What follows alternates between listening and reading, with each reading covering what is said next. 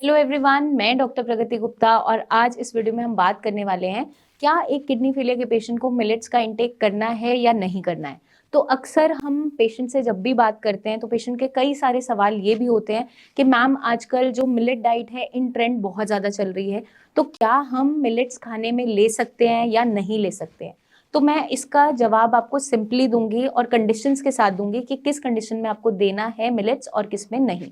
अक्सर गलती पेशेंट क्या करके आ रहे होते हैं, या तो पेशेंट कंप्लीट फ्रूट डाइट पे चला जाता है लंबे टाइम के लिए प्रोटीन रोकने के चक्कर में, क्या उसकी बॉडी में प्रोटीन का इंटेक ना जाए और क्रिएटिनिन कंट्रोल में आना स्टार्ट हो जाए, या फिर टोटली वो मिलेट डाइट पर चले जाते हैं।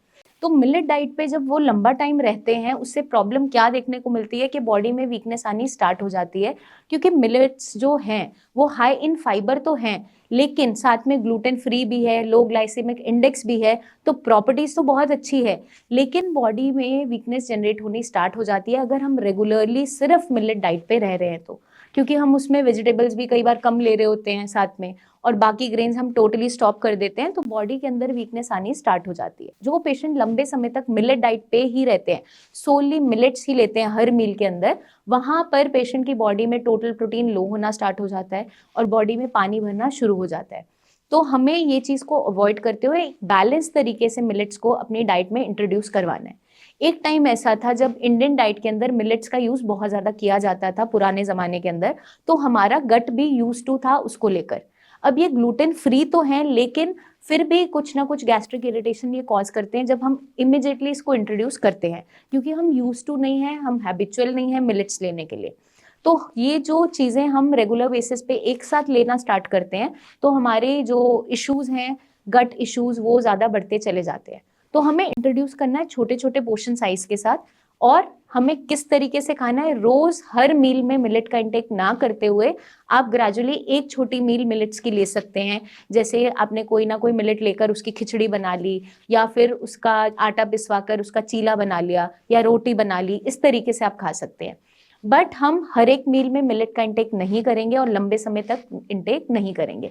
हम बदल बदल कर खाना खाएंगे, क्योंकि कई बार हम पेशेंट्स की हिस्ट्री लेते हैं, उनका पोटेशियम बढ़कर आ रहा होता है, तो हम पेशेंट से पूछते हैं आप क्या खा रहे हो ऐसा। मैम हम तो सैलड और फ्रूट्स खाते हैं, बस यही खाते हैं। अच्छा एप्पल खाते हैं। मैंने पूछा कितने एप्पल खाते हो। मैम 4-5 तो एक दिन में हो जाते हैं। तो आपको कभी भी क्वांटिटी भी एक्सीड नहीं करनी है, क्योंकि एक सी चीज जब आप बहुत सारी एक ही दिन में खाओगे तो डेफिनेटली आपके जो लेवल्स है उसमें कुछ ना कुछ चेंजेस आने स्टार्ट हो जाएंगे।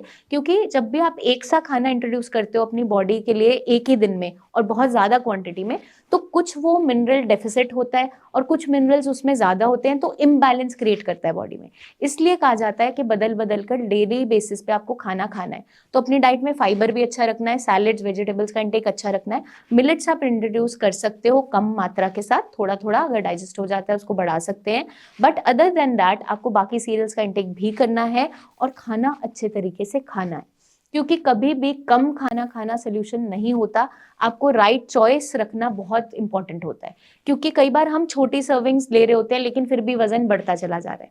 अगर आप सही तरीके से खाना खाओगे, थोड़े थोड़े टाइम के इंटरवल के साथ खाना खाएंगे, प्रॉपरली अपने मेटाबॉलिज्म को काम करने देंगे, तो डेफिनेटली आपकी बॉडी हेल्दी रहेगी। तो मिलेट्स को हमें बॉडी में ऐसे ही इंट्रोड्यूस करवाना है, छोटे छोटे पोर्शन साइज के साथ हम इंट्रोड्यूस करवाएंगे, और एक साथ रेगुलर बेसिस पे हमें इसका इंटेक नहीं करना है। तो अगर आप इस तरीके से करोगे तो डेफिनेटली आपकी बॉडी को इसके बेनिफिट्स ही मिलेंगे और कोई भी नुकसान नहीं झेलना पड़ेगा। तो अगर आपके कोई भी सवाल हैं, कोई भी क्वेरीज है, आप हमसे ज़रूर पूछिए, कमेंट करके आप पूछ सकते हैं, या नीचे दिए हुए नंबर्स पर हमारे टीम ऑफ डॉक्टर से कंसल्टेशन भी ले सकते हैं। जल्दी हम आपसे फिर मिलेंगे, तब तक के लिए अपना ध्यान रखिएगा। Eat healthy, stay healthy and take care.